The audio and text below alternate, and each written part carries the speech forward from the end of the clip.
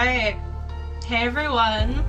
Welcome to Vampire the Masquerade, Reckoning of New York. I am back in my vampire era. I did a little cute gothic vampiric cosplay, which is why I'm kind of late today. Sorry about that, but I personally think it was worth it.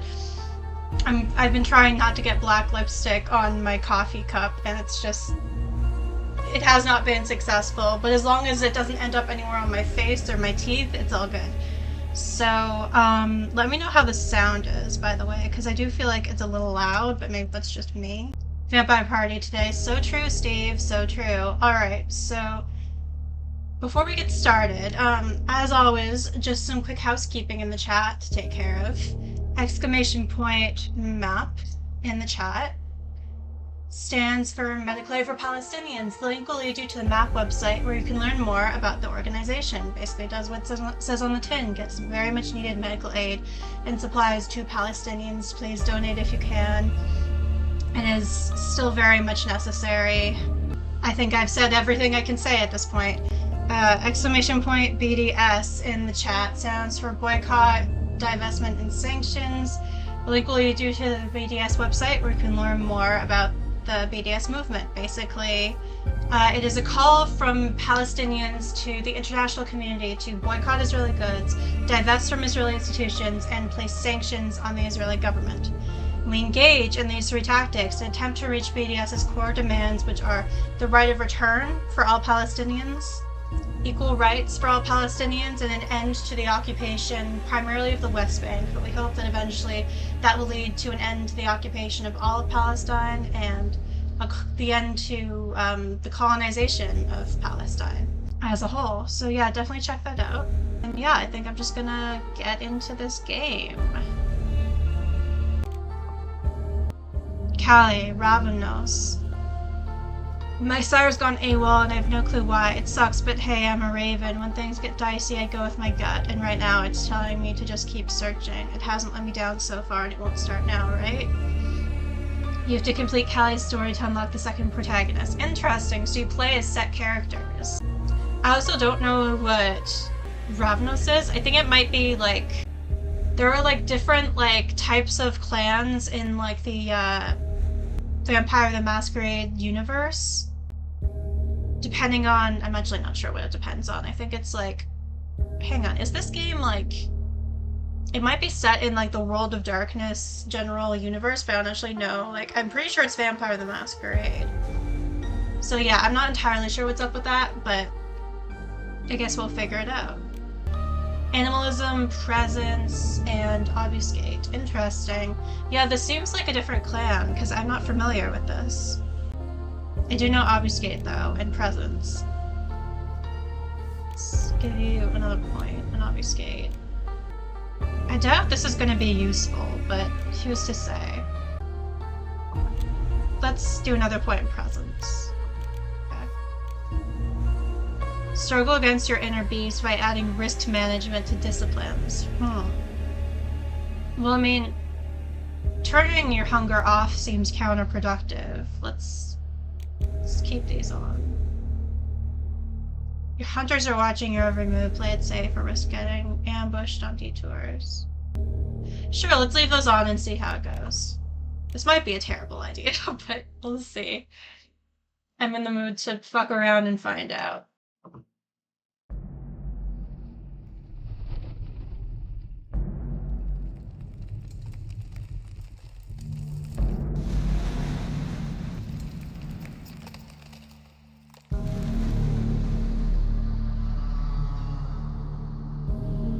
Time for Masquerade.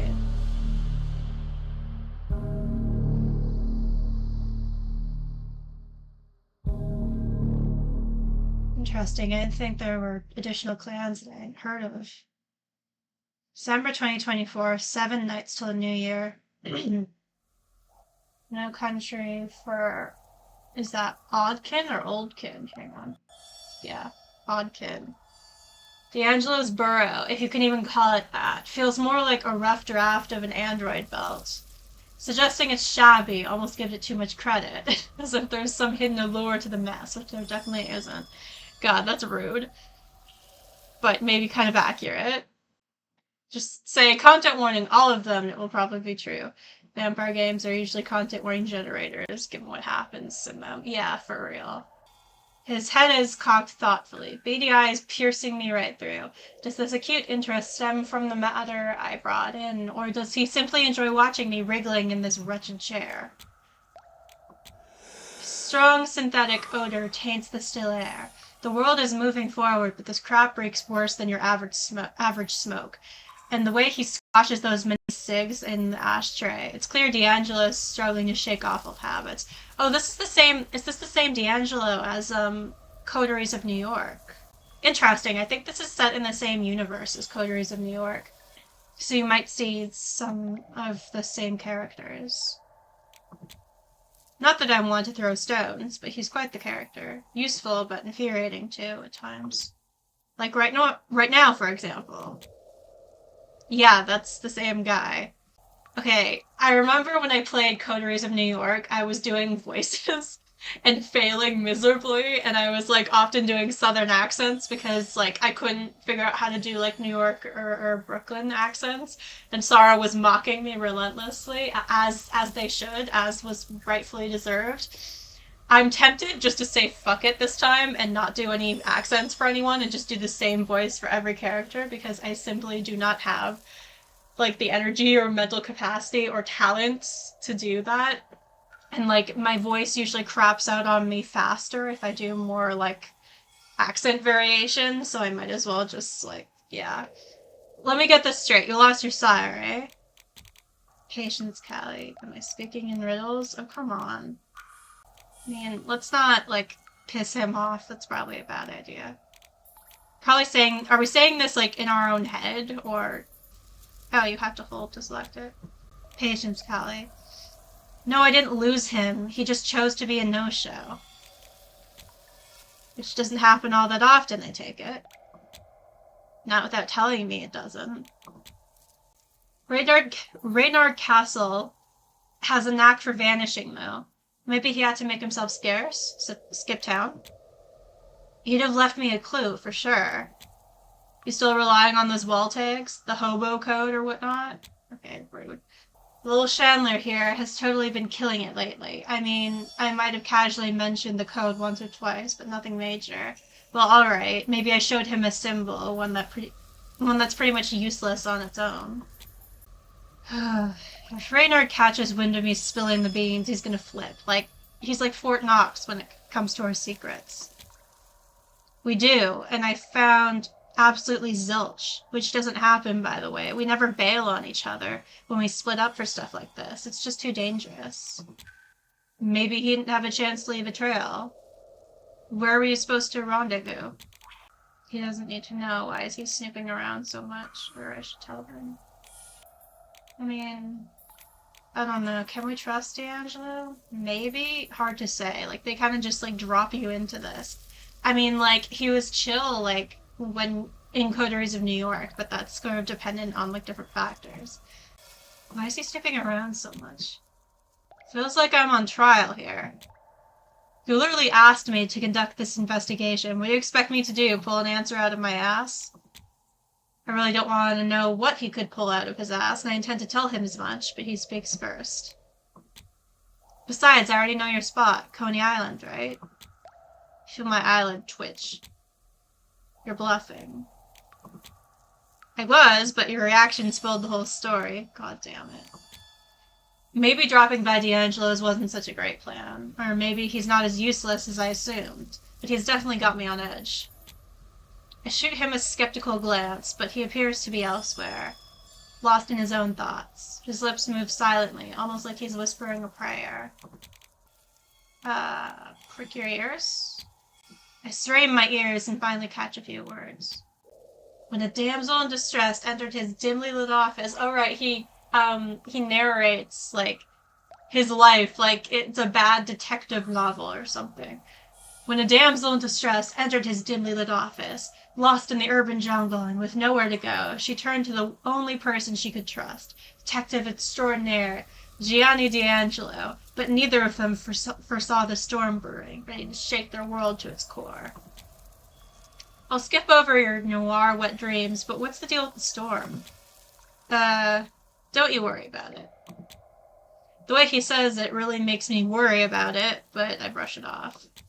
So you came to your... bleh, I can't say words. So you made your way to Coney Island, but came up empty-handed. No castle, no trail to follow. Is it Cassell, or... I'm not entirely sure how to pronounce that. No trail to follow, anything noteworthy at all. Just your typical shady assholes loitering around, clearly up to something. Pretty standard for New York City, as far as I'm aware. Shady assholes who, Kindred? Regular folks, I think, all twitchy and restless. He furrows his brow, nodding slowly. It seems more in mourning than in deep thought.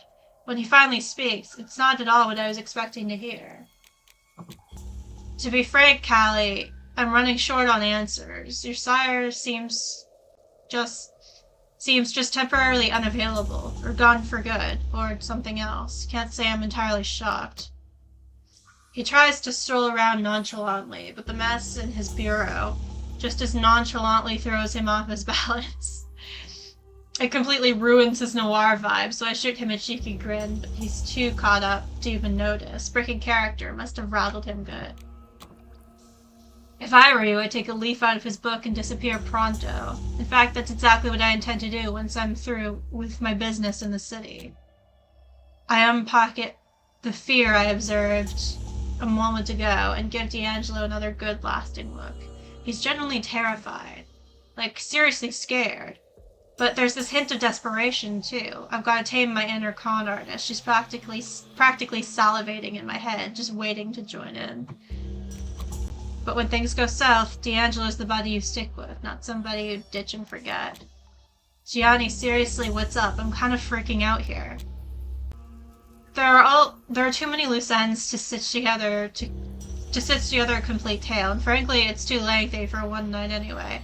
But there's a storm gathering in the city. It's been through some rough patches, but this feels like a whole different kind of trouble. Cut the cryptic shit just for once. He looks over my shoulder, lost in thought, like he's figuring out how to drop an anchor on someone who's already drowning. Our kind has been dropping like flies lately. Nobody seems to be a specific target, but it's hitting mostly Duskborn. The court dubs it the culling of Finnbloods. Real knee slapper they've got, those sons of guns. But there's been other victims too. A chill runs down my dead spine.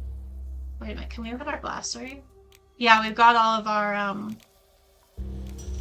our typical clans. Bruja, don't know what that is. Cryptolect. A specific cipher unique to each Ravnos band that lets them communicate in code. Callie's coterie employs a modified hobo code, distinguished by the addition of 3 lines over a dot, allowing only those in the know to understand the message behind the altered symbols. La Sombra. Creatures subtly at odds with mundane reality. La Sombra vampires are expected to triumph at any cost. Ruthlessness is a sought-after trait in progeny, making their reputation as betraying interlopers well-deserved. Most do not seek attention, preferring to act as puppeteers, powers behind the proverbial throne. To a shadow, the ends justify the means. Interesting. So they're not a particular clan. And then we got Ravnos. Masters of misdirection. The Ravnos prefer not to fight or bleed for something they can obtain through subtler means. They can charm and vanish within the same mortal breath. And those, once fooled quickly, learn to question their very senses when in the company of ravens. Always on the move, the Ravnos can never sleep in the same place for long lest their curse light them on fire as they slumber. Interesting.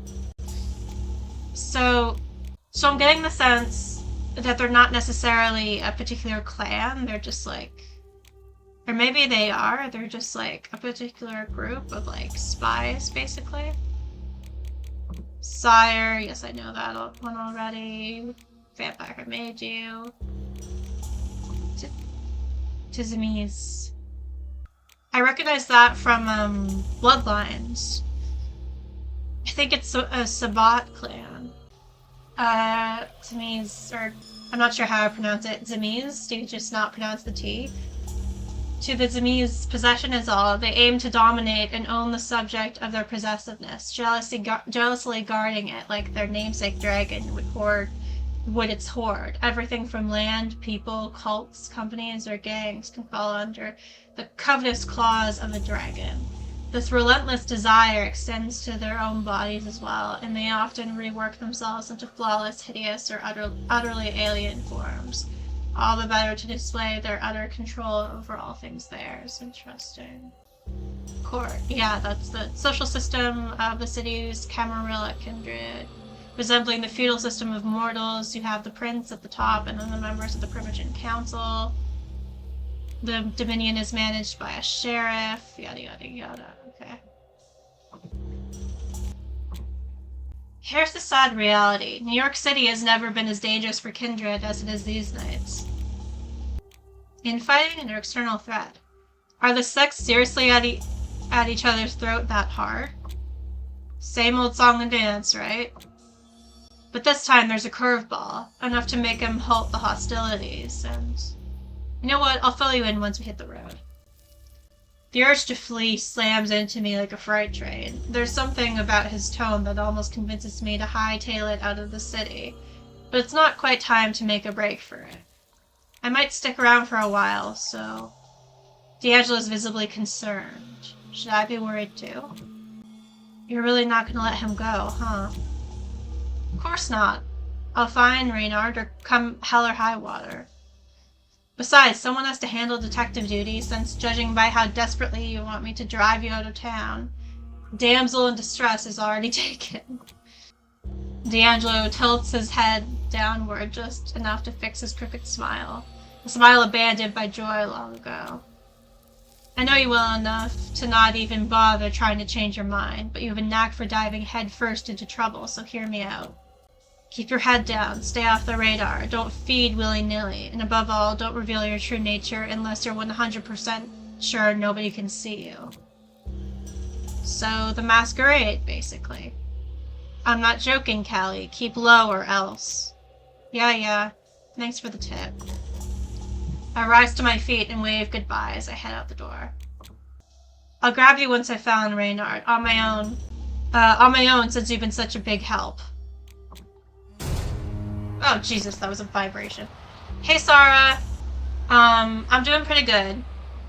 This is another visual novel. This is Vampire the Masquerade Reckoning of New York. I think it's set in like the same universe as Coteries of New York because it has some of the similar characters, but you're playing a different character. I just kind of started. How are you doing? Hope you're doing well. Takes me a while to actually notice the air around me. Crisp and clear without the ever-present stench of D'Angelo's nicotine habit. I find it's taking me longer each time to catch on. When will I reach the point where I don't notice it anymore? Reynard's silence and the total lack of hints about his whereabouts bug me way more than I'm ready to say out loud. Oh yeah, this vampire we're playing as is missing her sire. He just vanished randomly and we're trying to find him. The streets are just deserted. It's like everyone vanished, scared off by the winter chill that mortals seem to hate. The darkness of the night, lit up by bursts of color, is kind of beautiful in a bleak urban way. But my sire is gone, and I don't know what to do. Back at D'Angelo's, I was all talk, swearing that I'd track down Reynard myself or burn up trying. Pretty sure he saw right through my BS. Were I half as confident as I pretended, I wouldn't feel so utterly lost. In late December, in the big fucking dangerous apple of all places. If D'Angelo's warnings have any weight, maybe it's time to bulk up our supplies. Our coterie? Let's just say we're big on being ready for anything. So we already have a coterie. Reynard's the mastermind behind all our safety nets, making sure we don't even brush close to failure. His obsessive preparedness has pulled us out of the fire more times than once. Wherever we're running our gigs, we've got these spots stocked up with goods and, let's call it, personal protection. One of those hidden caches lies just around the block, if I remember right. It's been ages, but that's probably the first place I should hit up before I go hunting for Reynard. Better safe than in a grave, right?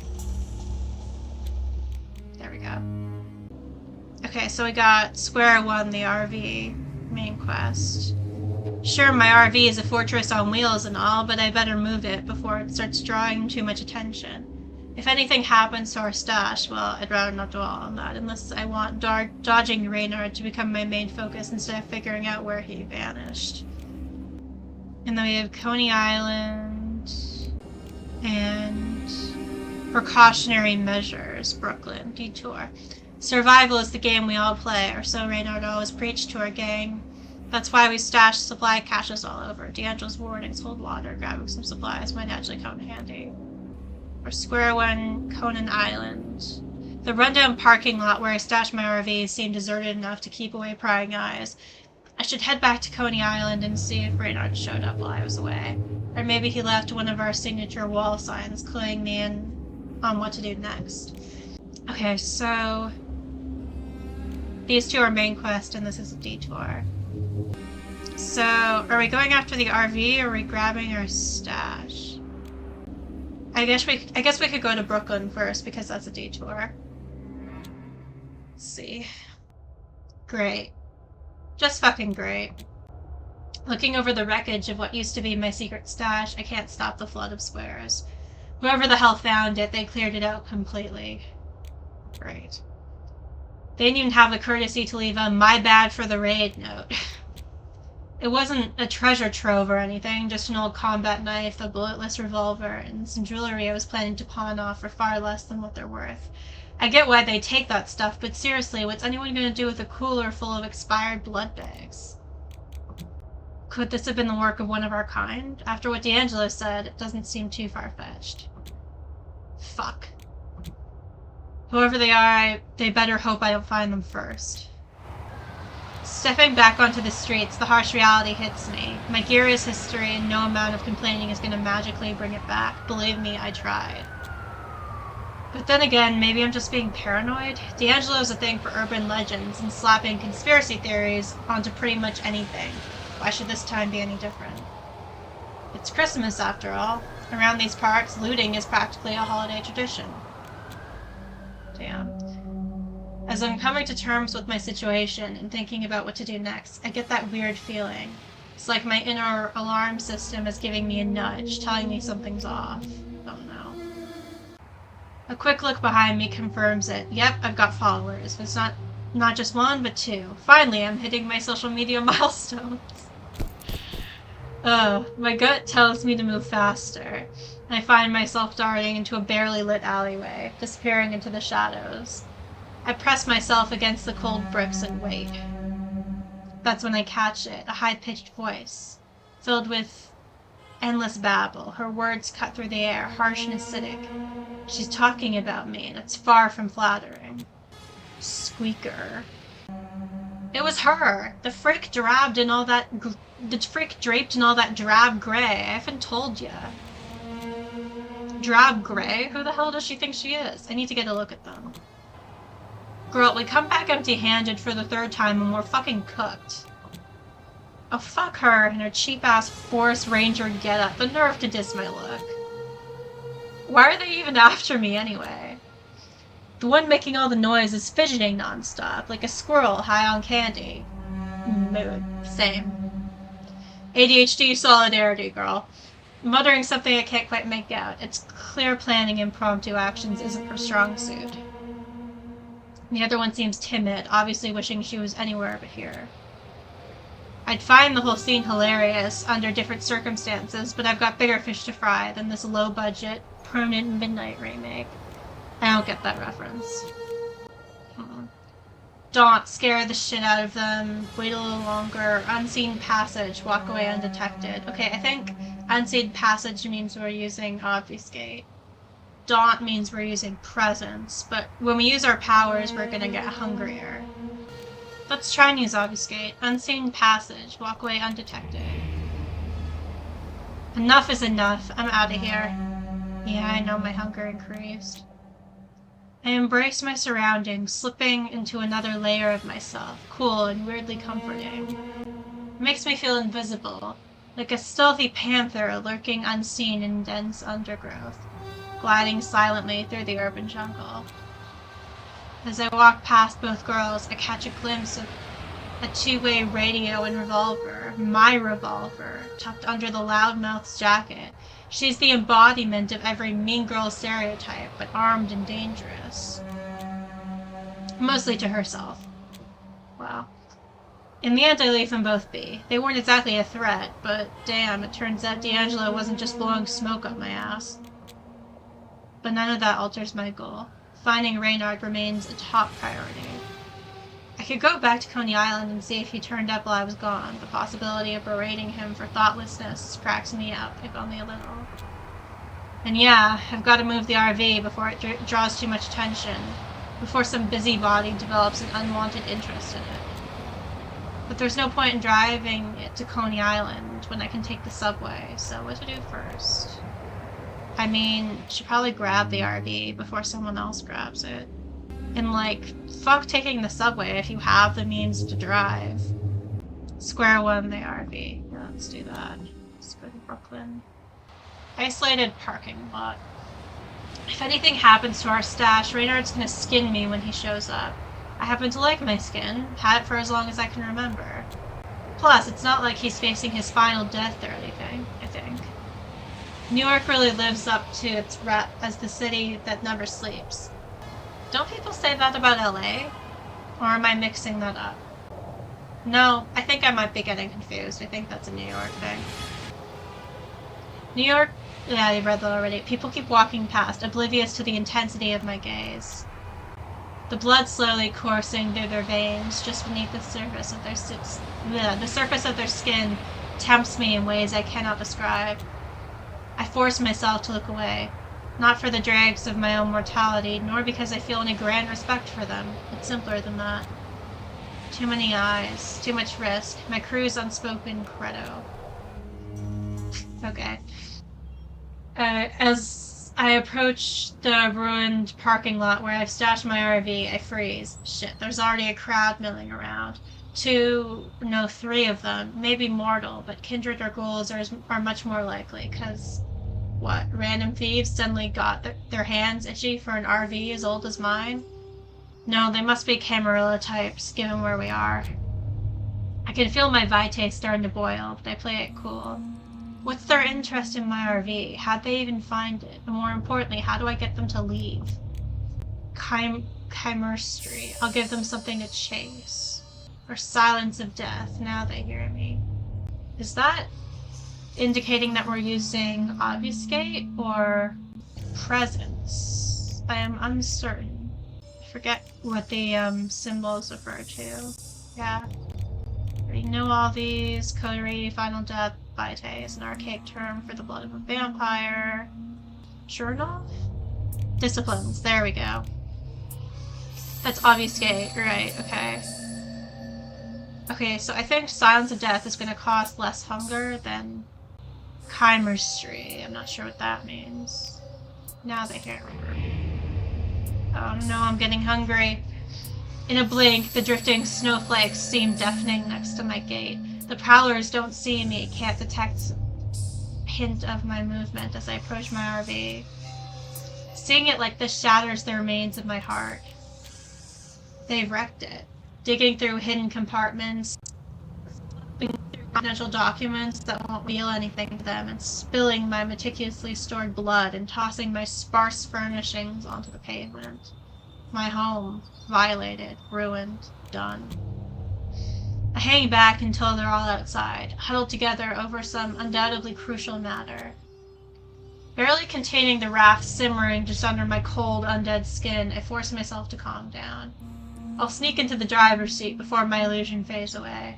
Speeding off right under their noses is bold, maybe even a bit stupid, but well, I follow my gut like I always do. It rarely fails me, but when it does, oh boy. I mean, I'm Ravnos, right? The first idea that pops into my head is typically the winner. Just as I am about to make my move toward the RV, I spot her. Actually, scratch that. It's my skin that reacts first, every hair standing on its end as if electrocuted. An alarm blares in my head, screaming danger. Only then do I see her stepping smoothly out of the shadows, gait relaxed and yet somehow predatory. Oh, that's, Sophie, I think, from Coteries in New York, if I'm not mistaken. Leaving so soon, sugar? I have no idea who she is, and I'm normally spot on at identifying those who prefer me finally dead. It's handy in my line of business. Yep, duty calls, and by duty I mean you can fuck right off. She doesn't even blink at my quip, and just keeps inching closer. I feel an urge to step back, but a quick side-eye informs me that the prowlers have returned and are standing right behind me. I'm afraid you're going to have to come with me. I was raised better than that. Sorry, no can do, sugar. Dad always said not to go off with strangers. Her smile stretches wider, but it's devoid of any real humor or warmth. She's only steps away now, and I'm effectively trapped. Well, this stranger isn't giving you too many options, doll. I'm Valerie Duval, the Scourge of New York. Oh, Valerie, that's right. The other redhead. I think she's, the one that was, hunting, that serial killer in Coteries of New York. The council issued an arrest warrant in your name since they've taken an interest in your unusual endeavors. With those recent business meetings, you've left a trail of breadcrumbs too scrumptious not to follow. The fuck? We barely had time to look around New York, let alone meet up with anyone. Now, you can either accompany me without a fuss, or, well, let's just leave it at the first option. It's decidedly in your best interest. She gestures to one of the prowlers behind me, her henchman, I guess, who brandishes a hefty, sharpened stake. My throat tightens involuntarily. What the fuck does the council want with me? Our crew's business isn't all that against their precious traditions, is it? So yeah, I don't think we're a part of the, Camarilla. I'm not without reason, darling. Your move. You have the wrong person. Honestly, you've got the wrong person unless you're talking about a parole violation, in which case, hey, I've been guilty of that way back when. I'm seriously just here by chance, so if we could just... The tip of the stake jabs painfully against my back, right where my heart would be beating madly if it wasn't all shriveled up. Shit. Last chance. Alright, Jesus, I'll fucking go with you. Valerie tosses me a so-called smile, the sort that could turn the sun to ice. Good girl. Now come, the council's waiting. Toxic Yuri? Question mark? Toxic Yuri? I'm always, like, just so ready. Judgment at the Elysium.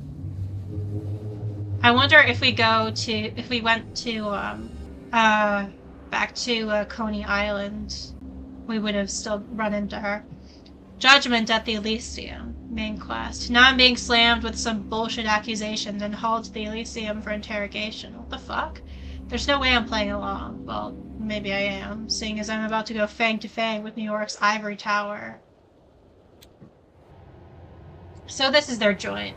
The art hole. Seriously, could they have picked a more pretentious spot? The Ivory Tower splinter has wedged itself right in the middle of New York City's swankiest row. Welcome to the still heart of the Camarilla's intricate machinations. Here's where the local kindred clink their glasses, all while plotting each other's demise. Unless, of course, you're a pariah like me, an outcast from a quote-unquote wrong clan, with a knack for stirring up trouble, in which case you're screwed from the get-go. Yeah, this is interesting. I think she's a part of the Sabbat. Either that or just, like, not a part of the Camarilla. Because, like, all of those other, like, clans that you don't normally hear about, like Ravnos and, like, what was the other one? Like, it started with an L. La Sombra. Yeah, La Sombra and, Zamiz, or Zamiz, however you pronounce it. Those aren't, normally talked about and normally, like, seen as part of the Camarilla.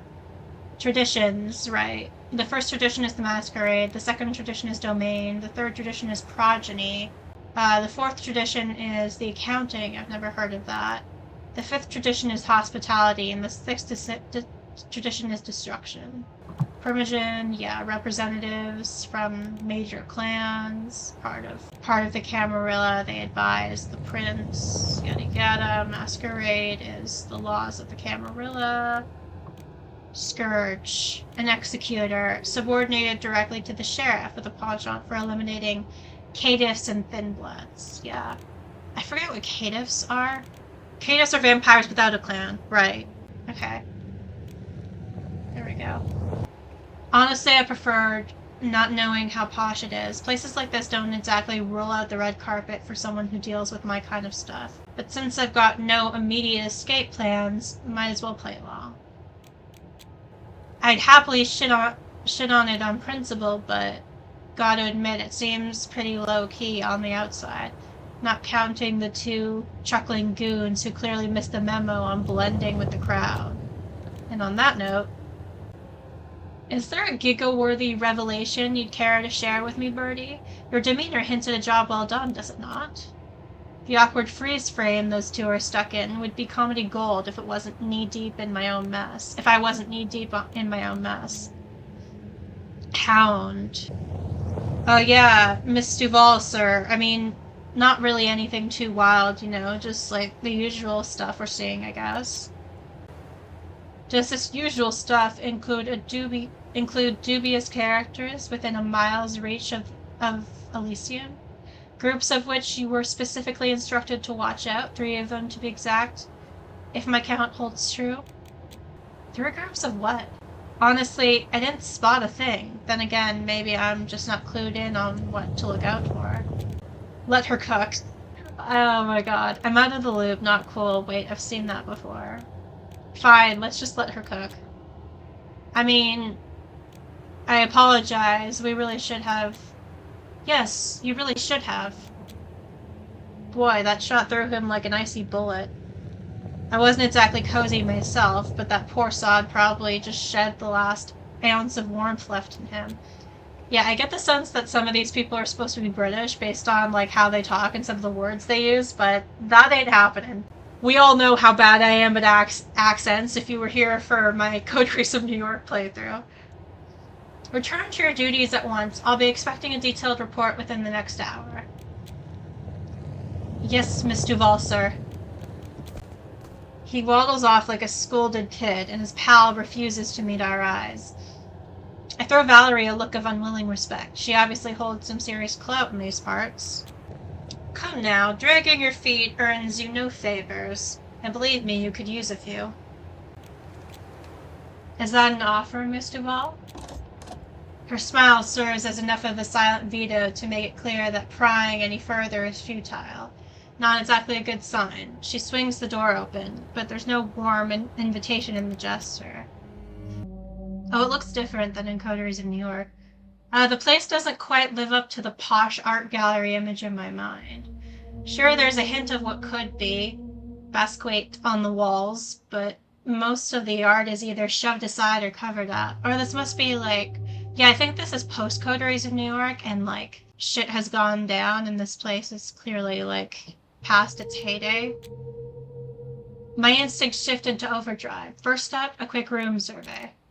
Search for escape routes, search for access points, or take a good look around. Search for escape routes. No vents, no fancy chandeliers daring me to escape, and definitely no clear exits, especially not through those reinforced windows. Trying to pull off a Chris Angel-style stunt would likely start with a bang and end with my head on the chopping block. Step 2 practically unfolds on its own. The room's a powder keg of kindred in the middle of an intense debate. The tension is palpable, suspicion dialed up to 11. That's when their voices finally break through the walls of my focus. Wouldn't have been such an issue if we had taken action when the signs were so glaringly obvious. That long-haired hunk. Ew. Must be Kadir Ala... Oh, I've forgotten how to pronounce his name from the last time. I remember when I was playing Coteries of New York, I was trying to figure this out. Was it Asmai, I think we decided? Or Asmai? That doesn't sound right to me.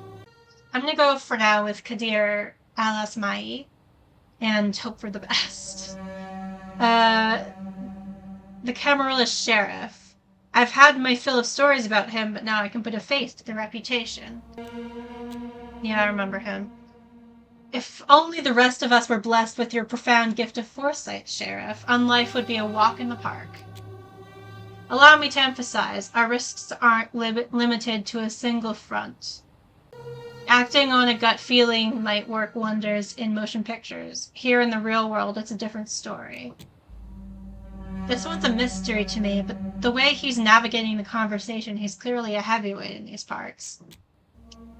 Spare me the pretense of ignorance, Arturo. Do I remember Arturo? From Coteries of New York? I don't think so. Yeah, I don't think I recognize the name. The pattern was unmistakable well over a month ago. Now, Arturo. Thomas Arturo? Shit. Reynard explicitly told me to steer clear of this guy's mess. Wait, I think I recognize Thomas Arturo from Coteries of New York. I think that sounds familiar. Yeah. The bickering rages on, and Valerie doesn't seem eager to reveal her catch, aka yours truly. Your playful decision to allow the Finbloods to appoint Larson as their primogen, yeah, I remember Larson as well, raises his final death to a level that can't be casually swept under the rug, Helene.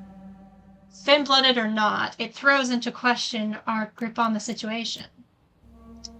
That gothed-out Ally McBeal, definitely Aisling Sturbridge, the Tremere Regent. Yeah, I also remember her. Familiar faces. I wonder if we're going to see Hope, my favorite Malkavian. I mean, I also love Laisha. It's hard to pick a favorite Malkavian. I've been curious if Reynard's operation extends into the local chantry, but he was, as always, tight-lipped about his private affairs. What would you have me do then? Unleash our dear sheriff without adequate reconnaissance, just in the name of haste? We can't overlook his excessive efficiency in the last skirmish, can we? Doesn't the prospect of a masquerade breach give you pause? Behold, the queen bee herself, Helene Panhard, the reigning prince of sticks up the ass.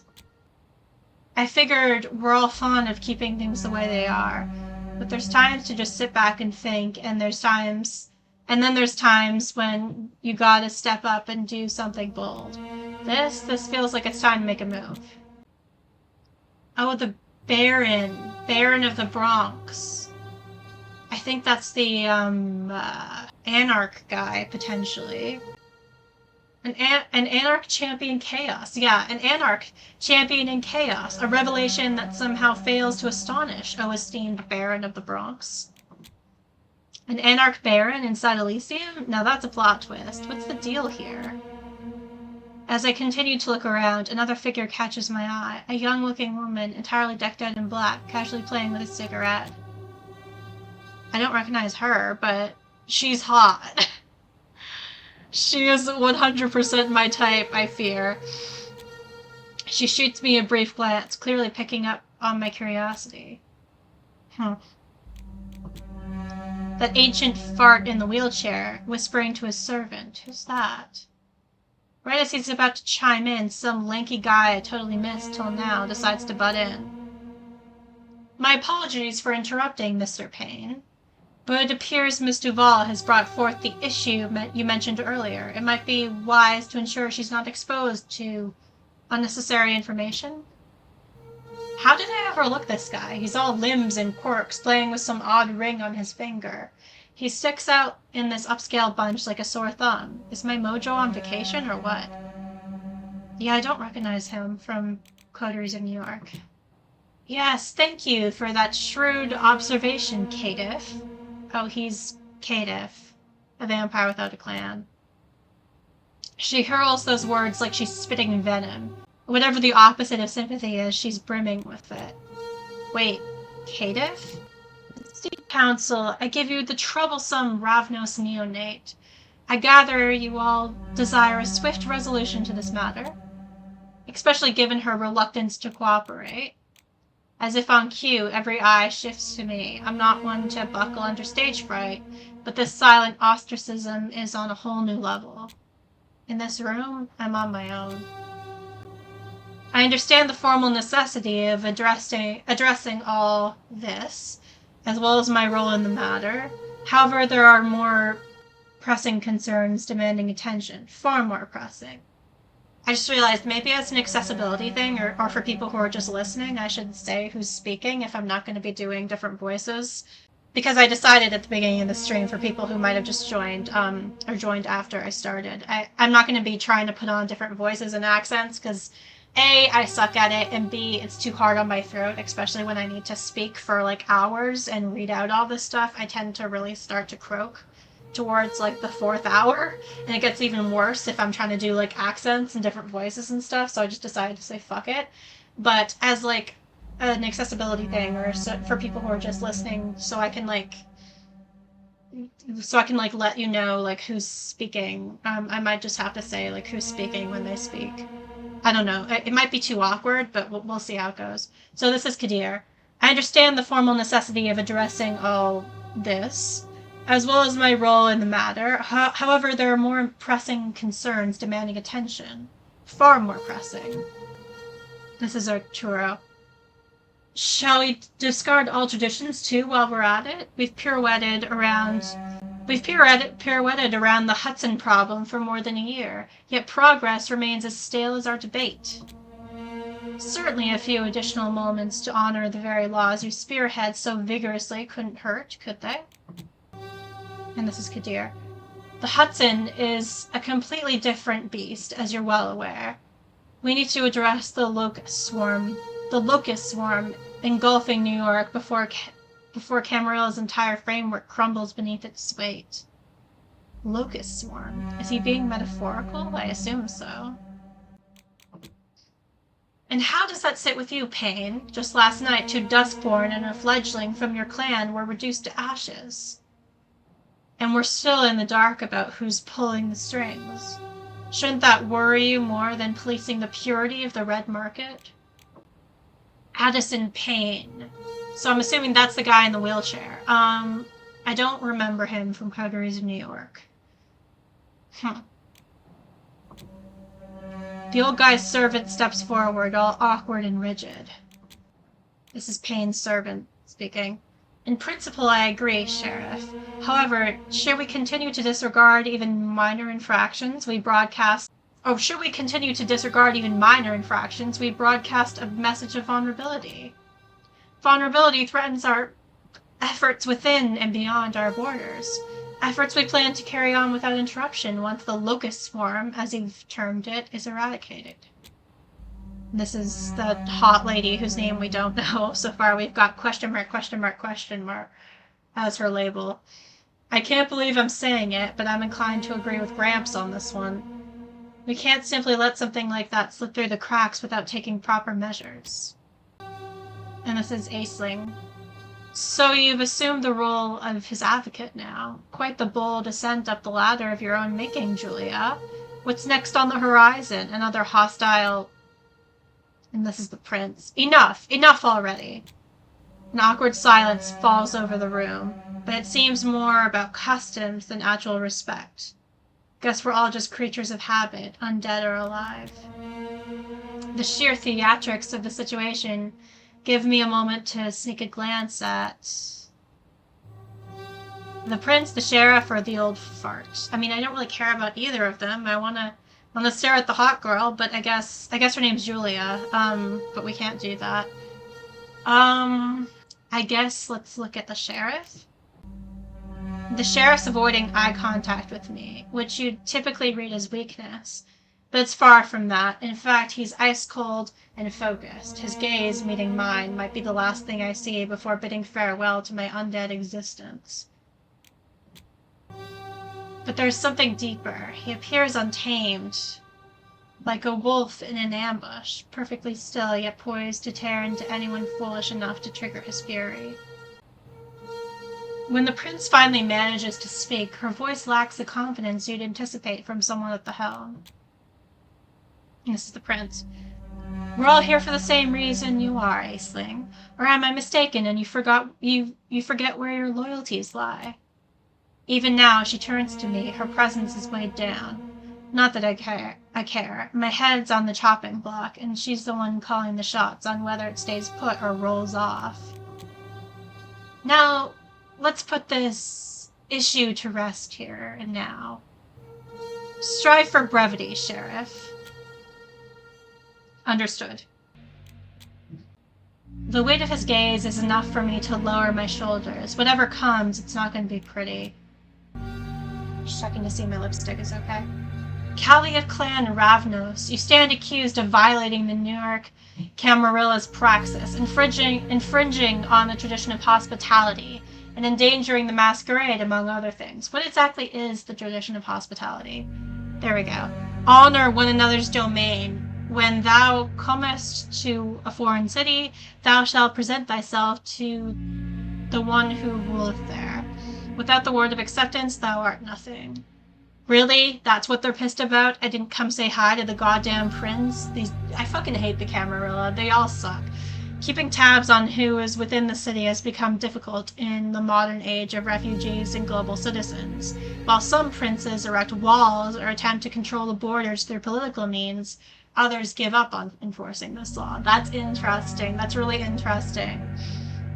The fact that some princes are trying to control the borders so they can figure out what vampires are in their realm. That's so... ugh. It's like those, like... it's like continuing those, like, themes of, like, imperial and, like, colonial, like, rule. Because, like, this Camarilla society is, like, heavily based on a feudal society. And it makes those, like, racist and, like, imperialist themes even more present.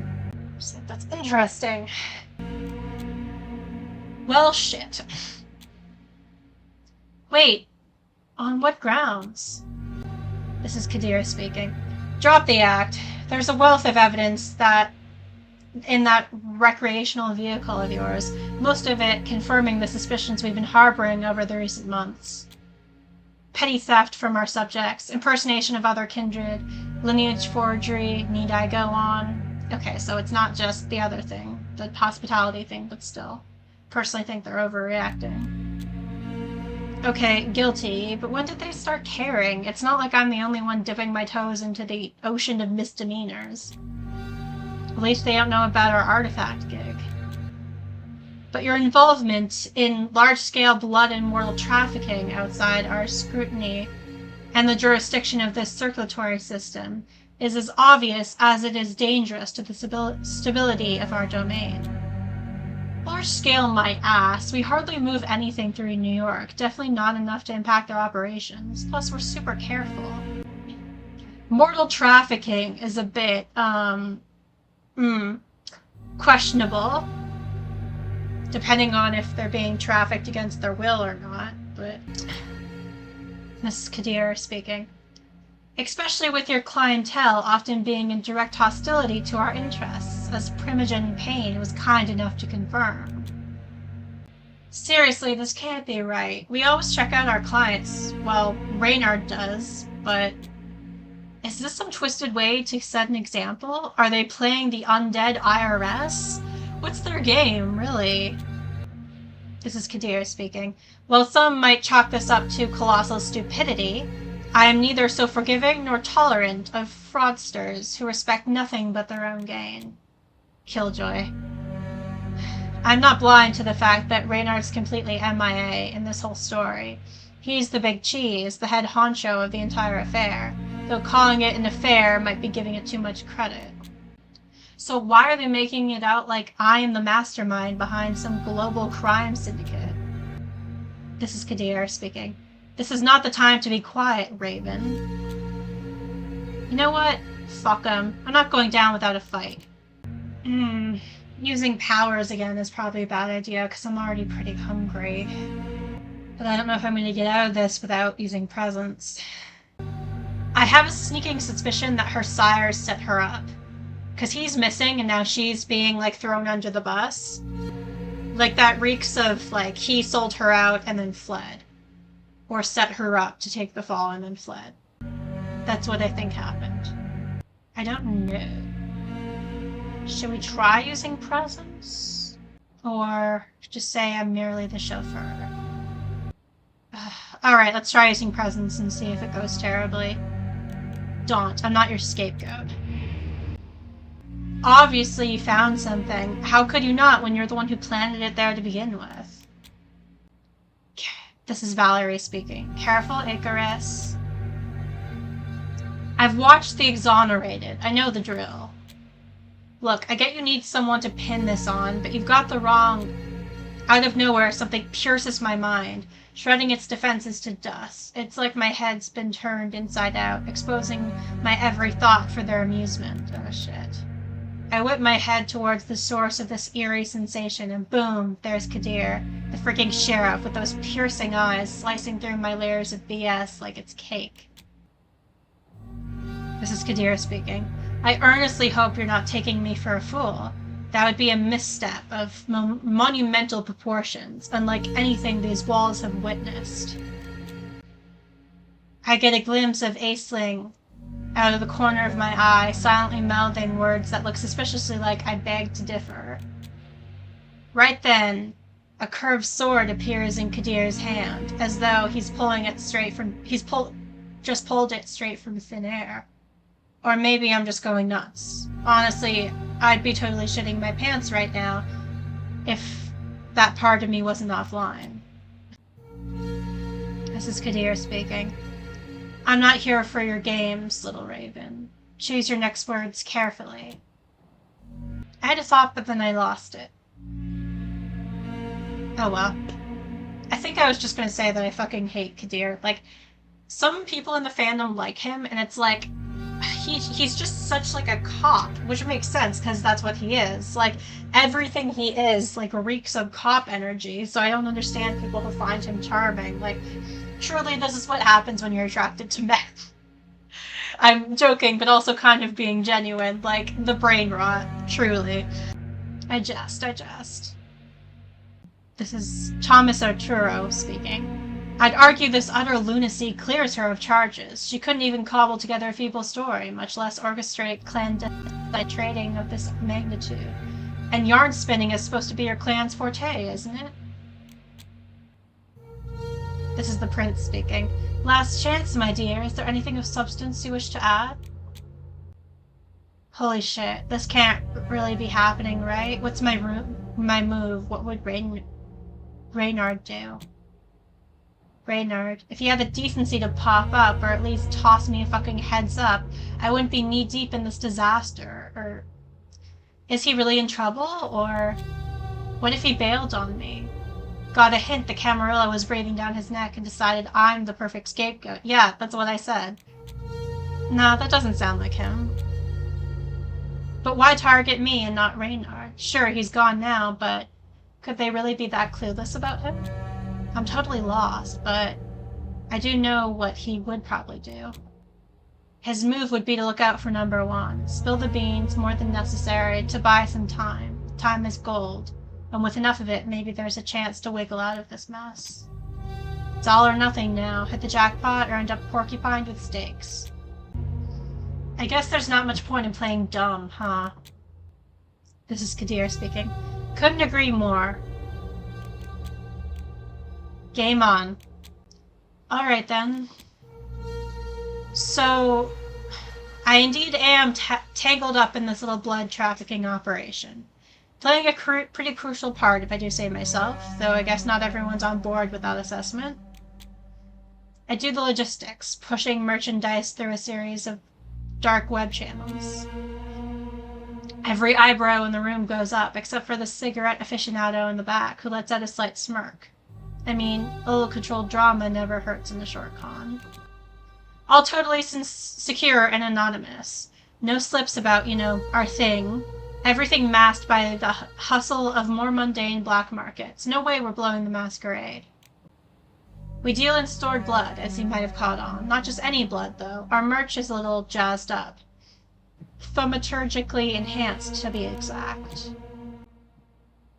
This is Aisling talking. It's the only way they'd work, as you're well aware. I am, but that's not for you to find out. Right, of course. Oh, and we also deal in, let's just call them family treasures, but honestly that's more like a side gig than anything serious. But we're extremely careful about picking our clients and really thorough when it comes to making deals. You know, the traditions and all. I was sure we'd never even come close to breaking them. At least, that's what he'd led me to believe. I had a hunch there were some dodgy dealings in his more secret ventures. To deny that would be a flat-out lie, but let's be real, I'm way outside the inner circle to have real sway in those parts of his enterprise. For a brief moment, an uneasy silence sweeps over the room. This is the prince speaking. His enterprise? Is this a joke? Exactly who is this he you're referring to? I give it my all to appear as blameless as possible. I presumed you knew it was my sire who's masterminding it all. The room's heavy silence is soon filled with hushed whispers, following my revelation. Good. If fortune is on my side, I might just live to see another moonrise. This is Thomas Arturo speaking. Indeed, how fortuitous. And your sire would be? This is Kadir speaking. There's only one other notable rogue in the city who comes to mind. Someone dipping in and out, known for their shifty nature, of which I was somewhat aware. Reynard Cassel. You nailed it, Chief. I mean, sir. Another brief moment of silence gets interrupted by the girl in black who addresses the sheriff. Julia, yeah, that's her name. I can practically hear the cogs in your head, Kadir. What's your take on it? Truth be told, it does add up, though I had him pegged more as a con artist than a trafficker. This is Payne's servant speaking. Interesting how Payne's servant only speaks and not Payne himself. I guess he's just too important to speak. Then why hasn't he... Or maybe he's just nonverbal, honestly. Shouldn't assume. Then why hasn't he been apprehended yet, Sheriff? Are you secretly endorsing activities that impede the circulatory system's operations? This is Kadir speaking. For your own good, Payne, I'll pretend I didn't catch that. Or would you care to question my dedication to our cause again? Be warned, my patient wears extremely thin these nights. Yeah, because everyone reacts like it's Payne speaking, even though it's his servant.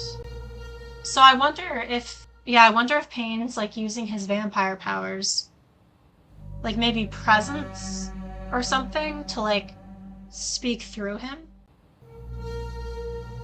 This is the prince speaking. Can we put this bickering on hold, at least for the moment? An opportunity staring me in the face. How could I resist squeezing myself right into it? One more thing. Reynard and I had a meeting lined up with a client a few hours back, but he never showed up. In the whole year and a half I've been in this gig, he's never just vanished like this. This is Kadir speaking. And what do you make of it? And what do you make of it? Now, with the floodgates of truth wide open, it's time to dive into the art of lying my ass off. To be honest, I'm not sure, but now that I think of it, he's changed over the past month. Become a lot more erratic than usual. Ready for my theory? I'm pretty sure he caught wind of your lot and decided to feed me to the flames while he made a run for it. Whether they're swallowing my story or they're just tired of my presence, it feels like I'm nudging things the way I want them. Not everyone's convinced, though. Yeah, I mean, like, how does she know that that's not what actually happened? Like, maybe I just have trust issues. But I wouldn't rule that out. This is Thomas Arturo speaking. Sorry, I don't know why I was struggling to say that, Arturo. An unwitting pawn betrayed by her master? A likely story, suitable for the stage indeed, but in this context. If I may, this is random guy whose name we don't know, question mark, question mark. And this is Baron Torque speaking. Damn it, Padraic? Is that how you pronounce it? I've never seen a name like that before. Like, I know Padre, but Padraic? Damn it, Padraic, don't go getting yourself into... Baron's warning arrives a bit too late. Instantly, the others shift their focus, fixing their eyes on the caitiff with unmistakable hostility. It's clear they're not exactly fond of him. And this is the prince speaking. Since you've already disrupted the proceedings, you might as well say your piece. Mediator. Yeah, I do wonder why he's here, because I'm pretty sure, like, they hate caitiff and Thin Bloods and, like, don't want anything to do with him and don't let them have, like, a space in the Primogen. Which is why it was so wild that Larson ended up having a space in the Primogen, but, like, it was only kind of ceremonial. Is he dead in this game? Because I think they mentioned him being dead, which is interesting. Anyways, this is Podrick speaking. Very well then, I am inclined to believe her, at least in the aspects most significant to the interest of our allies. Thanks, you mysterious weirdo.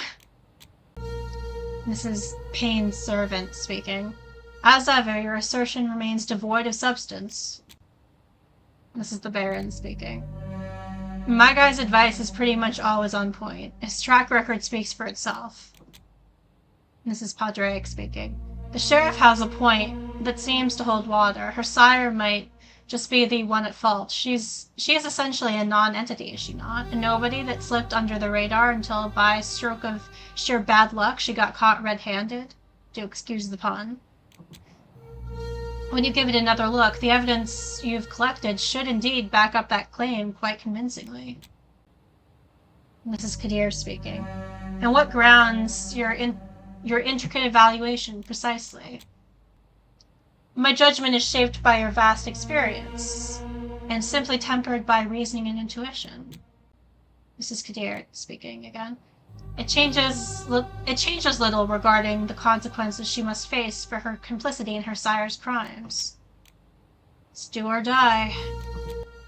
Oh my god, Callie. How about I serve you Reynard's head on a silver platter in exchange for mine, unscathed, on my shoulders? Okay, she's not actually planning on doing that, though, so, like, how the fuck is she planning on getting out of this? Kadir's stare pins me under silent disapproval, but he lets me, as the curly-haired asshole put it, spin my yarn. I know all his secret spots in this town, plus the spots he wouldn't touch with a 10-foot pole. I'm wired into his network, his contacts. I've got his playbook down, and I can stay one step ahead of him with ease. Just give me a chance, and we'll all be thanking our lucky stars by the end. They slip into a quiet introspection. Or maybe they're just playing a round of mental chess, trying to read each other's minds without uttering a word. And this is Aisling. I have reservations about this daring proposition. Consider the potential fallout if this entire situation spirals out of control. Kadir throws up his hand, clearly over-dealing with my case. This is Kadir. Capturing this whelp proved hardly a challenge. I wouldn't sweat the idea of catching her again. What's more, entrusting her with Cassel resolves two issues at... why can't I say words? Resolves two issues at once. It swiftly eliminates her presence and enables us to prioritize genuine concerns. But someone has to keep a constant watch over her. Valerie, perhaps one of yours? A batshit crazy idea burst into my mind. The kind of gamble that could either turn out brilliantly or spectacularly explode. Oh, Lord. Let the dice roll. How about him? So we're gonna get stuck with the caitiff guy. Podrick. Ugh, this better not be a romance situation. I'm gonna be so annoyed. I was hoping I could spend more time with Julia, but whatever. I jabbed my finger towards the quiet caitiff. Podrick, was it? His expression shifts to one of utter confusion as he catches the subtle smirks of the council members. Yeah, I'm kind of confused too. This is Podrick. Surely you're not considering. And this is Thomas Arturo. This could play out quite favorably, I must admit. Or I could just call him Thomas. I've been calling everyone else by their first name. Mrs. Kadir, quite favorably indeed. Holy shit, it actually worked. Mrs. Kadir. Very well, Padre Conroy. I hereby appoint you as the agent caretaker for this ravenous neonate. And this is the Baron. I hate to break it to you, Sheriff, but this call is out of your turf. He's with us anarchs, and you know it well enough. Julia. Technically, when he took on the whole peacemaker role for our cliques, he acquired a level of neutrality. So, yeah. Kadir redirects his gaze to the caitiff. Oh, so I wonder if Julia's, anarch, too.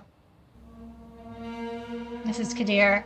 Your responsibility is to ensure she fulfills the assignment within 4 nights starting now. Any slip-ups on her end will reflect on your record as well. Do we have an understanding? God, we're in such deep shit. 4 nights, not a whole lot, but better than nothing.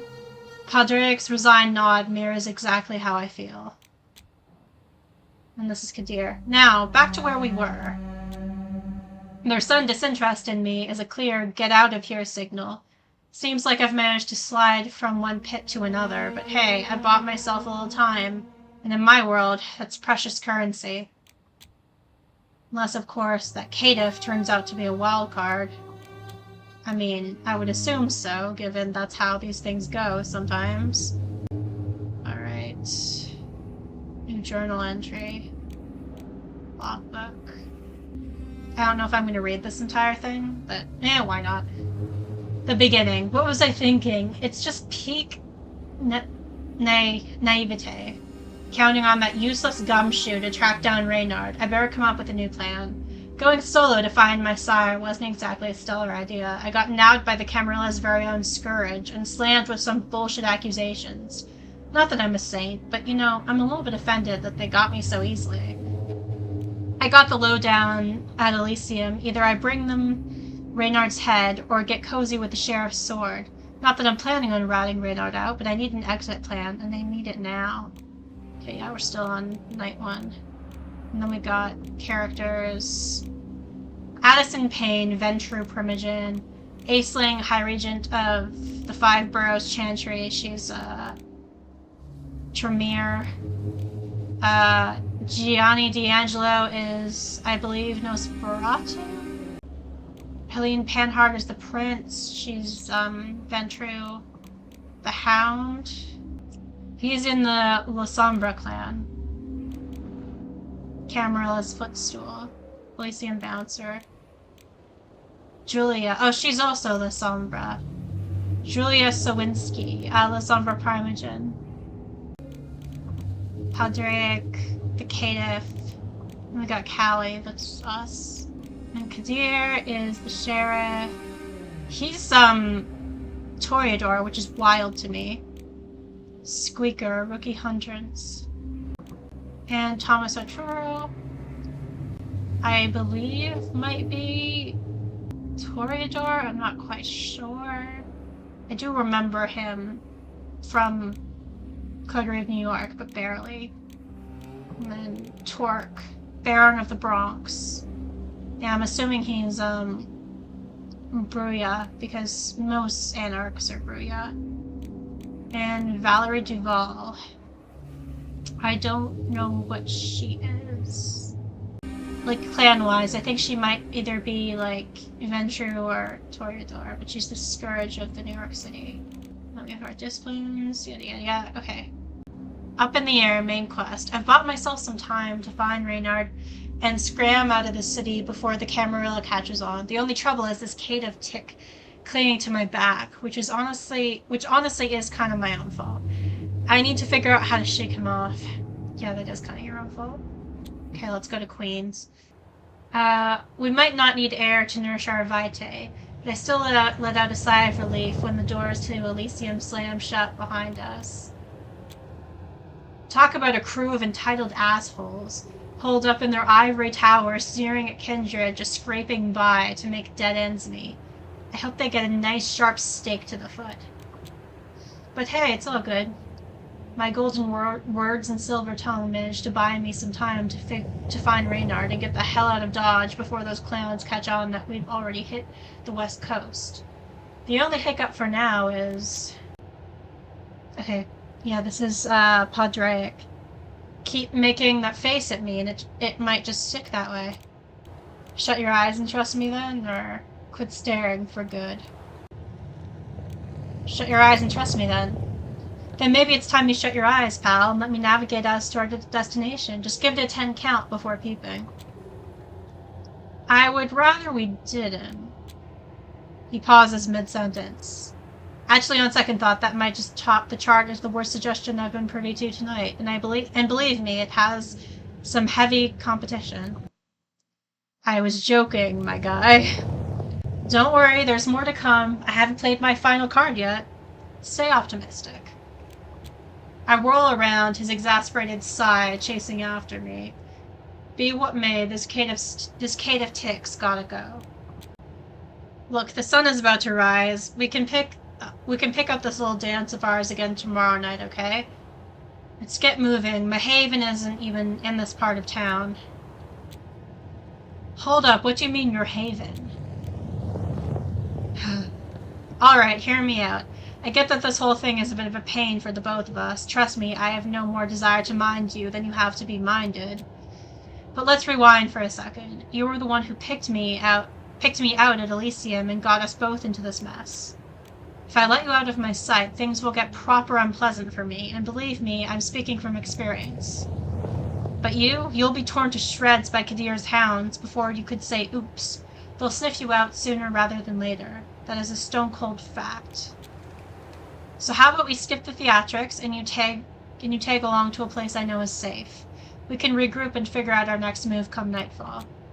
He stops mid-sentence, fingers crossed for whatever is the kindred version of a stroke. Maybe I could slip away and get to my RV. No, your RV is completely off the table. I mean, my RV isn't just fine, it was clearly torn apart. I've got plenty other options. Not a problem, I've got a solid 7 other hideouts. I'm sure you do, though if they haven't seen your shadow in the last 6 months, I'd wager they no longer exist. Mind sharing where they were? Hello, is this the Secret Service speaking? Like, I just spill my shit to you. Just so you know, my network is sprawling and meticulously crafted. Think global spiderweb. Sounds more like you're the fly caught within, believing it's your very kingdom. Meanwhile, the fat spider at the center awaits its chance patiently. Yep, keep channeling your inner Keats. Gosh. He stays silent for a moment, thinking likely he's gained the upper hand in our verbal spar. I still count it as my win. Nevertheless, he starts yapping again, soon after. In any case, we need a place to rest, and my haven is the safest choice. I'd really hate to resort to violence, but I don't presume I won't drag you there if the need arises. It's your call. Every time I don't get a say, it somehow turns out to be my call. Come on, what do you think I'll do? Run away? Obviously. Oh, ye have little faith. Would I try to bail on you on Christmas night? You sticking around might just count as a true holiday miracle, and no, I don't bank on holiday miracles. If you are under the impression I'll let you out of my sight, then you're not paying attention. Come on, let's not dilly-dally. Dilly-dally? Did they embrace him in a Dickens novel? Talk about being charming. Alright. After you. Stubborn as I am, turns out Mr. Thin and Mean over there is just as immovable. Arguing seems futile. Time for a different approach. I toss him a thoughtful glance, noticing him leisurely fiddling with one of those ugly rings, adorning every conceivable part of his hands.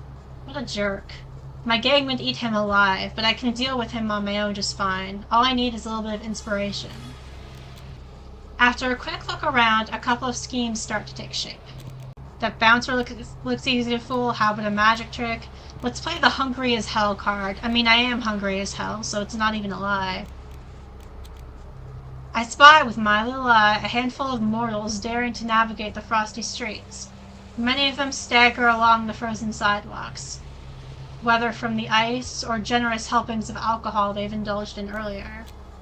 It's quite the tempting scene. I'm not exactly famished. I managed to grab a bite on the road before hitting New York, but the caitiff's in the dark about that, and honestly, I'm pretty skilled at acting the part of the hungry predator, if I do say so myself. I feel we're hungry, though, because we've already used our powers like 3 times. I halt abruptly, allowing a series of convulsive twitches to seize me. What's with the drama now? I'm starting to feel off. Hadn't fed in a bit. It's starting to get to me. I don't think I can handle it much longer. You're telling me you cannot endure for a few more hours? No. With my clan, hunger hits differently. It's swift and merciless. It's just how we are. Been there once. Never want to go back. He shoots me a look filled with skepticism. But I just mimic a shiver, my body quaking as if I'm starved. Yeah, I'm lying, alright, but he doesn't know that. Ravnos are a rare sight, practically unheard of around here. Or anywhere, really. So in his eyes, my performance could very well be genuine. To further my agenda, I pressed a hand to my temple, my eyes tracking a solitary figure puffing away in a nearby nook. Had that Valerie skank not blindsided me, I might have... Alright, enough. Just make it quick. I'll stay close, just in case.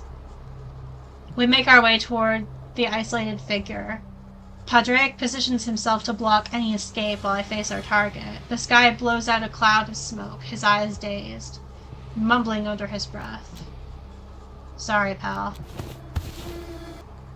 I lean in, as if I wanted to give him the kiss, but instead I push him hard, sending him stumbling straight into Padraig's open arms. And just like that, the guy topples to the ground while the caitiff somehow remains upright despite being thrown off balance. It's my cue to seize the moment and zoom away in the opposite direction, pushing my legs as fast as they'll go. I have no idea where I'm going, but solitude sounds perfect right now. I mean, I was hungry, but whatever. Even after everything tonight, looks like I'm on a roll. Must be that Ravnos charm working its magic. I instantly regret my choice the moment I dash into an alleyway. A dodgy crew handling crates that seem to be filled with combat gear snaps their attention toward me the moment I make my entrance. And they've seen my inhuman speed. Shit. Oh, it's this girl again. Threat increases. Oh shit, are those hunters? Caleb, look! Oh, come on. What did I ever do to you, Lady Luck, to jinx me like that? Squad, to your positions! Oh fuck, these definitely are hunters. They begin to circle me, exchanging nods. It's only then I notice their tactile gear and the unmistakable outline of wooden stakes. Is this the infamous Special Affairs Division, also known as the Sad Catholics? Seriously, fuck my unlife. Reynard was spot on. I'm always too quick to pop the champagne. Back off, would you? This isn't gonna end well for you. Shut your filthy gob, leech. It's Caleb.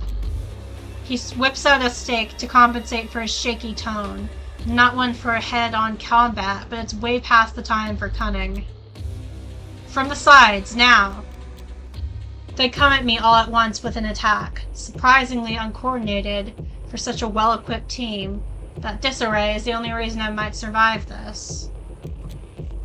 As a flash of heat surges through me, their movements seem to slow down. I grab the first one by the arm as he swings a knife at me, driving my nails into his armpit. Everything turns a shade of red I find disturbingly pleasant. Next, I leap and spin, taking the squeaky girl down with a kick that leaves her neck at a grotesque angle, her body crumpling to the ground. Their leader waves his stake in hesitation, searching for an opening. This is Caleb. Bring it on, you undead whore! Wow, okay. Fuck you. I don't give him the chance. In an instant, I'm at his throat, tearing and ripping. His blood washes over my skin like a hot shower. It feels comforting. As the chaos fades, there I am, perfectly unharmed amid the carnage, swept up in the rush of victory. Tonight is definitely my night. But then reality strikes, quite literally. Knocked onto my knees and suddenly dazed, I scramble to get up. I need to get out before the caitiff catches up. As I try to rise, a kick sends me sprawling. Another thug, one that I missed, sits on top of me, stake in hand, aimed straight at my heart. I react instantly, bucking my hips and reaching for his elbow, ready to tear and rip, but I can't. And I don't have to. Suddenly, hands encircle the thug's neck, twisting it in a complete circle, reminiscent of some horror movie owl. He drops beside me, lifeless, as the caitiff casually retrieves the stake. Huh. Well. I guess it's kind of a good thing that he showed up, even though, like, this is gonna be awkward. So hunger took you out, huh? Piss off. I believe "thank you" is the phrase you're looking for. You should be glad I caught up to you so quickly. He extends my hand with grace. He extends his hand with grace, and there's a part of me itching to grab it, to pull at it and literally take him down a peg. But I let the moment pass. The brawl has worn me out, and dawn's creeping up on us. I refuse his help, pushing myself up with a mix of pride and fatigue. Why don't you hold on to the stake? Consider it a memento of the time you nearly got taken out by a few hunters and needed my intervention. A slice of humble pie, if you will. Oh, fuck off, my guy. I tuck the stake into my belt bag, feeling more awkward about it than I care to show. For the record, I had it under control. But wait, hunters? Of course, you didn't seriously think it was the sad, did you? Okay, well, I guess it's not the sad Catholics. Yeah, they seem a little disorganized to be the sad Catholics. He lets out a chuckle, the first one I've heard from him. It feels out of place, I think. Do not take it personally, but if it were the sad you were up against, you'd have been taken out before you even realized there was a threat. They're too well organized, too professional. These guys, however... He sweeps his hand around, gesturing towards the fallen hunters. Well, they haven't quite mastered the element of surprise. So running into that many in one place? I know Kadir mentioned something about a locust swarm back to Elysium, but shit, that's more than just bad luck.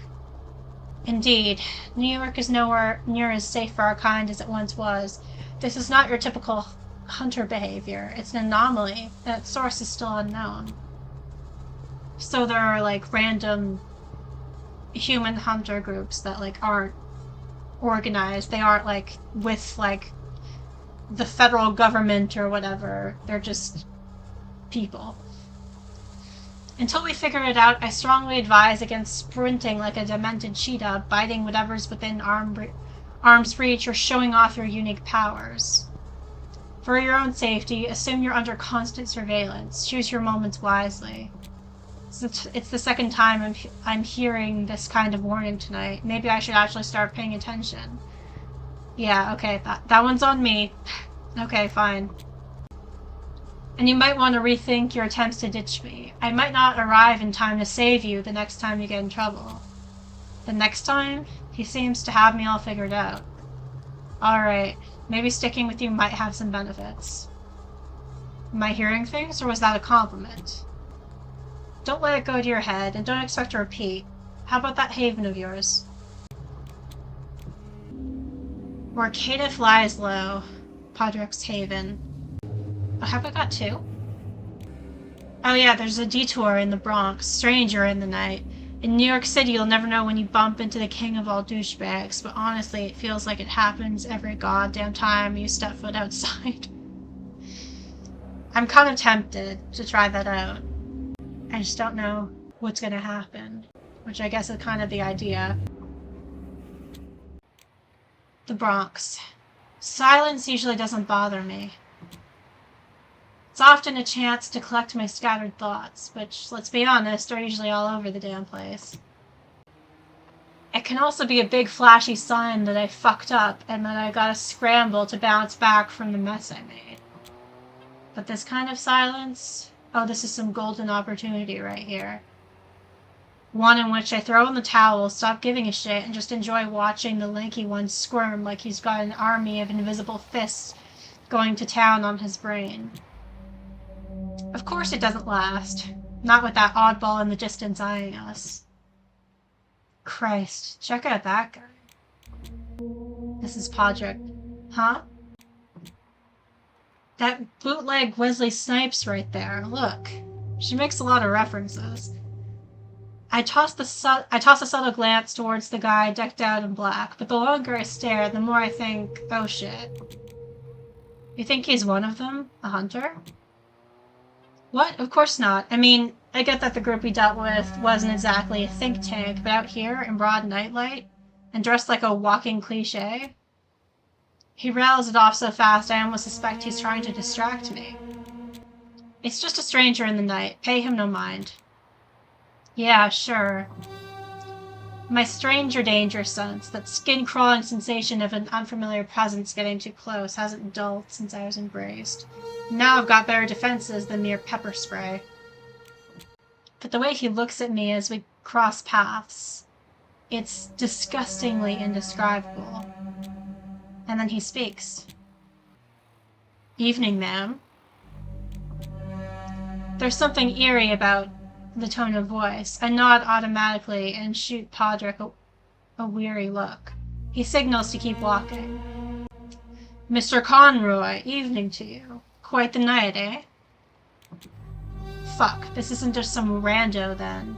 The way he drops Podrick's last name stops us in our tracks, like he's cast a binding spell. And this is Podrick talking. Quite the night indeed. We're kinda in a rush, though. I see. I'll be brief, then. Mr. Conroy, your obligations. I'm here on behalf of our shared acquaintance, gently reminding you of what's at stake. The circumstances rapidly change, as you're aware, I'm sure. The smugness in his voice is grating enough to make me grind my teeth, but surprisingly, it's Podrick who loses his cool, not me. His tone gets abrasive. A side of him I've never seen before, but then I've known him 3 hours, tops.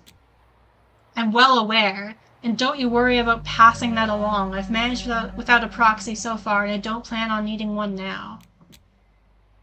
Regrettably, that's not up to you to decide. Christ, I didn't sign up for an evening of snarky back and forth. Okay, maybe we shouldn't immediately resort to violence. I feel like that might be a bad idea. You need to unwind, my guy. Seriously, take a chill pill. Maybe hitting up a nightclub is what you need to let go of that pent-up rage. You've certainly got the overalls down. Mr. Conroy, keep your wildling in line, would you? Throwing shade without even making eye contact? Oh, grow some balls and face me. Stay out of it, Callie.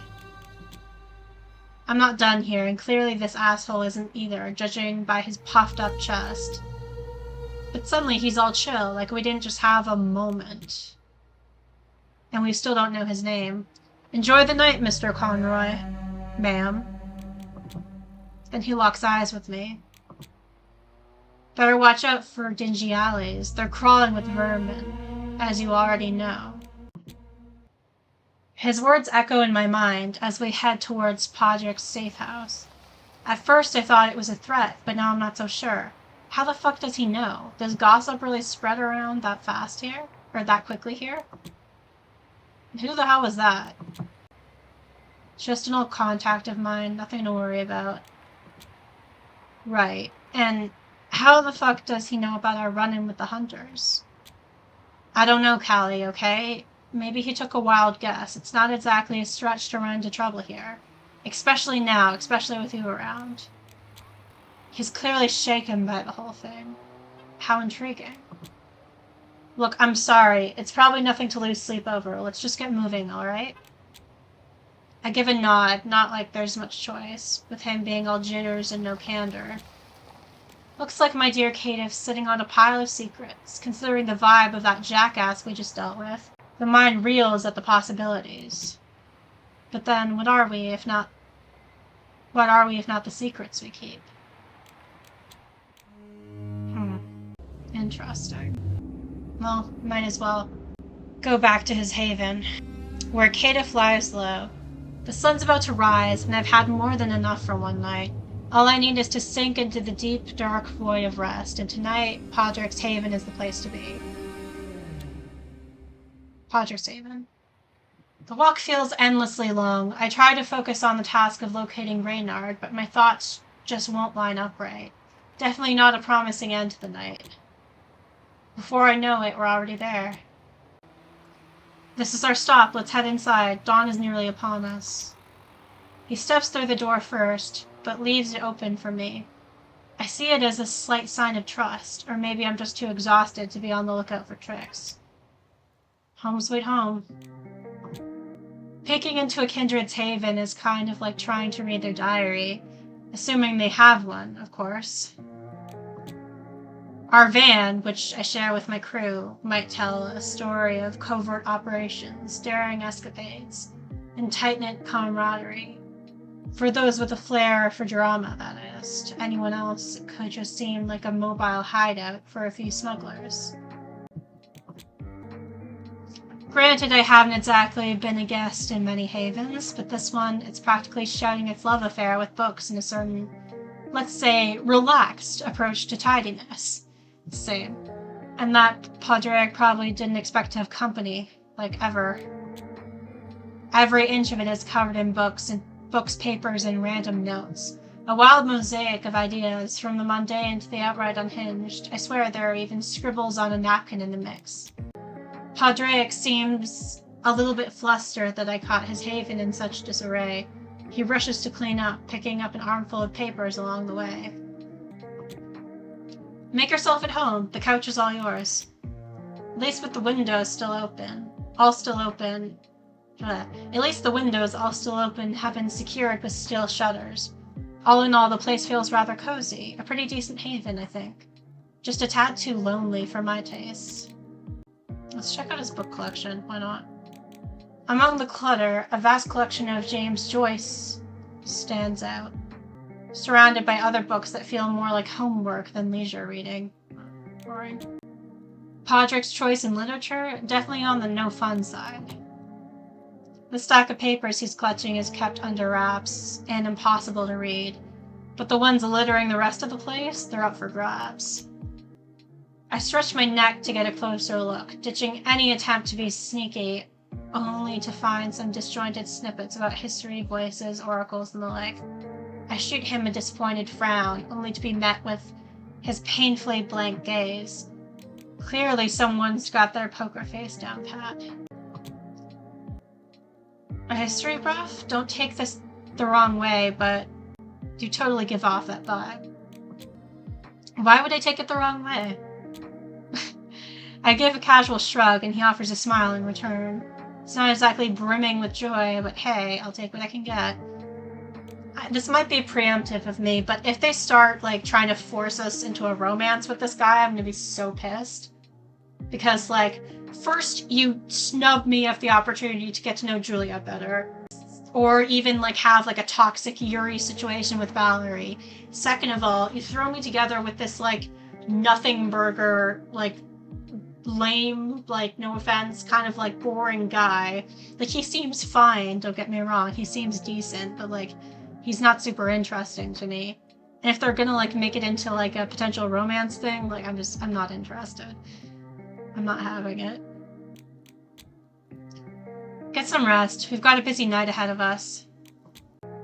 It's hard to put up a fight against common sense, especially when you're running on empty. I give him a vague wave, settling on the couch amid a few stray papers, and let myself sink into the deep, dark void of rest. Okay. A few hours prior. Interesting. The fuck is this? The steady drone of machinery blends with the aroma of ancient dust and robust alchemy, conjuring a palpable atmosphere that teases the senses. It's a relentless reminder of the raw power in action, a sensation that never leaves you, no matter how far away you go. Is it a common theme across Tremere Labs, or did she add a personal twist just for my sake? That's beside the point tonight. I wonder who's... Did I already say I wonder whose POV this is? Because I don't know if it's, like, Kai's. Or Callie's, sorry. Tonight, the stakes are sky high. No room for getting sidetracked. Yeah, so we're talking to Aisling. I'm only going to ask this once. You do understand all the specifics, correct? The procedure and all the risks that come with it? My gaze drifts down to my necklace and the symbol of my cause, and nod in silent agreement. Make no mistake, should you attempt to violate our arrangement, I have my methods to track you down. Believe me, that would be far less pleasant than what's coming next. Let's just get this over with, shall we? That's some random person talking. I wonder if that's meant to be us. I wonder if we're, Callie's sire in this scene. I'm instantly hit with pain so intense it feels like my flesh is being torn asunder. And no matter how much I try, I can't black out even for the briefest moment of blissful reprieve.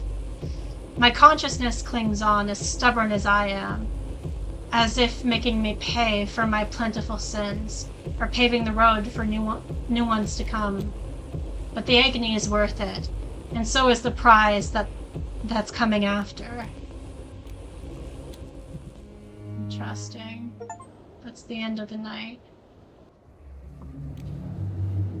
Yes?